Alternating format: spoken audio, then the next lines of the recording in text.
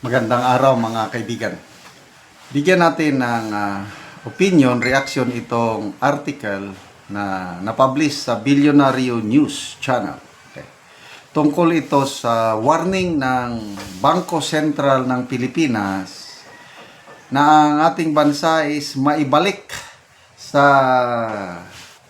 listahan Financial Action Task Force Gray List.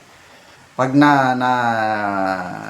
naibalik tayo dito, delikado, maapektuhan ang ating ekonomiya, ating investors' confidence, and many others. Nang dahil sa corruption issue sa ating bansa. O ito, title, Palas, Flood Control Proved Meant to Avert, Financial Anti-Task Force Gray List Return. Malacanang on Friday said President Ferdinand Marcos Jr.'s order to investigate the allegedly anomalous flood control projects of DPWH was part of government's effort to strengthen the Philippines' anti-corruption image amid concerns about a possible return to the Financial Action Task Force Gray List. Ito sa ako na ito no, so who is in charge. Basta global list ito na once na naisama ka sa listahan, mahirap, malaking pasanin. Presidential Communications Office, Yusek Claire Castro made the remark following a warning from Bangko Sentral ng Pilipinas Governor Eli Rimuluna that the country was facing a risk of being placed back on the gray list in the light of the corruption controversy. So, nailagay po tayo sa listahan sa gray list na ito, I think 2021. Dahil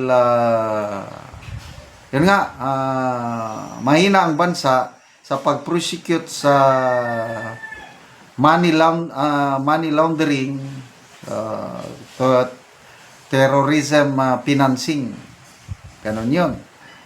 So, nailagay. So, apektado ang bansa pag kasama tayo sa list na ito. Okay.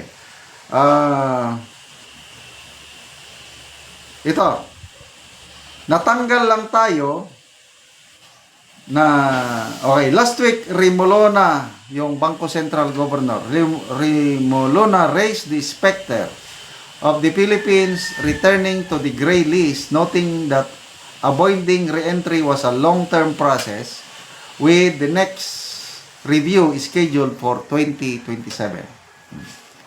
The Philippines was removed from the gray list in May of 2025 after being included in July of 2021 over deficiencies such as money laundering risk linked to casino junkets and limited prosecution of individuals financing terrorist activities. Placement on the gray list signals weakness in anti-money laundering and counter-terrorism financing measures and could have significant, economic consequences, including reduced investor confidence, high cost for remittances and cross-border transactions, and reputational risk for the country. Yung credit, credit rating natin, bababa ang credit rating, mahirap kang makautang sa mga financial institution. Yung mga OFWs natin, mas mahal ang babayaran nila sa pagpadala.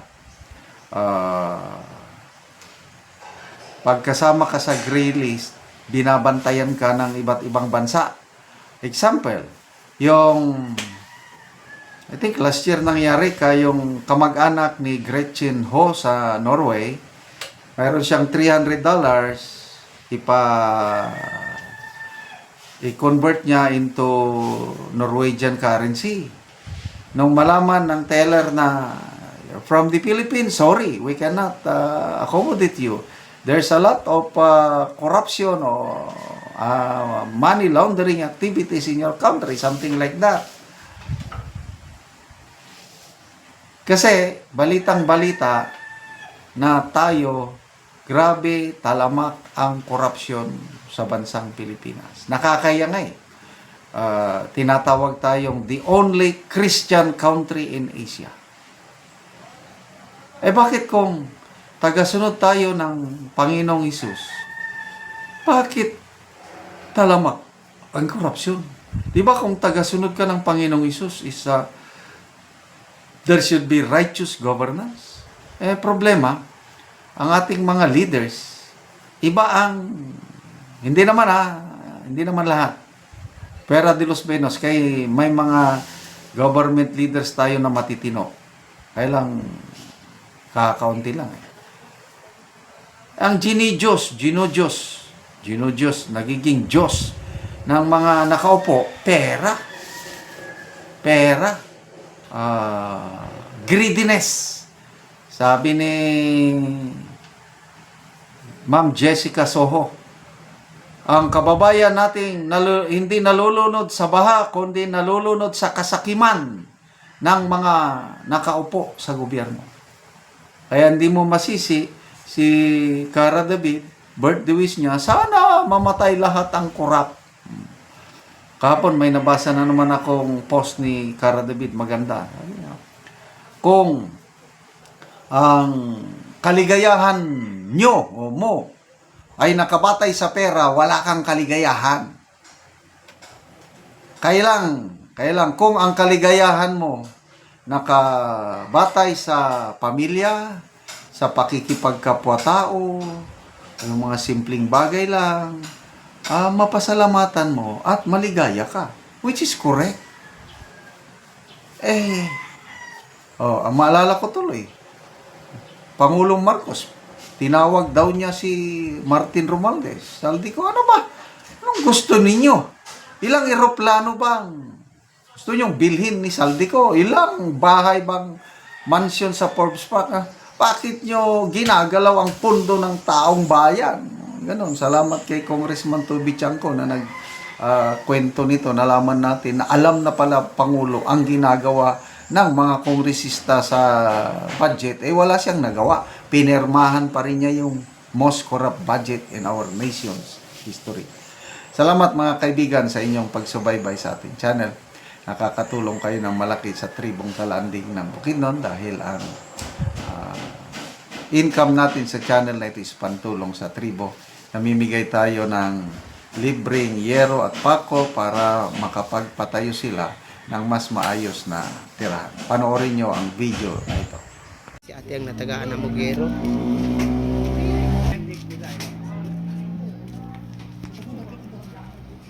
So, ano niya ang balay.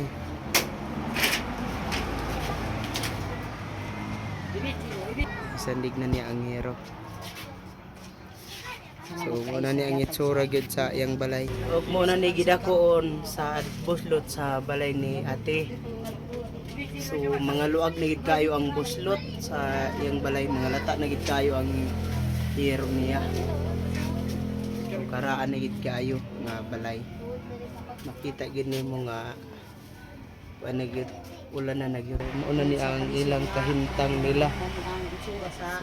Ilang pagpuyo. Ang ilang mga hero, lata na gid kayo.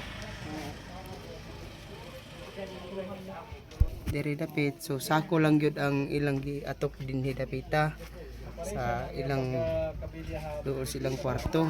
So isod gid kayo ang ilang pagpuyo. So karon ti pila naman ni katuig ang inyong balay nga lata ng hero og gipang nagatop lang gani mo og sako.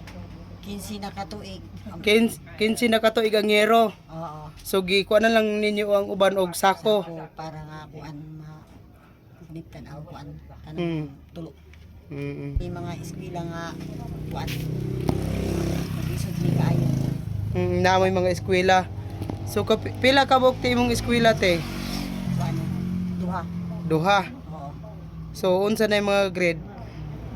Grade mid 7 o mid 3. So insa dayto inyong panginabuhian? Wala pa ng kontraksyon ra ang yang bana walain magtrabaho na dayon sa panimalay ang yung asawa. So lisod gyud ang ilang panginabuhian. Oo, wala gid kay tungod ra sa pampalit og bugas. Gakalisod pa gani magpalit og bugas. Oo. Oo, so salamat. Salamat sa Ginoo nga sa naghatag sa sin. Oo. Nga among gihatag sa kanhiro. Salamat kaayo.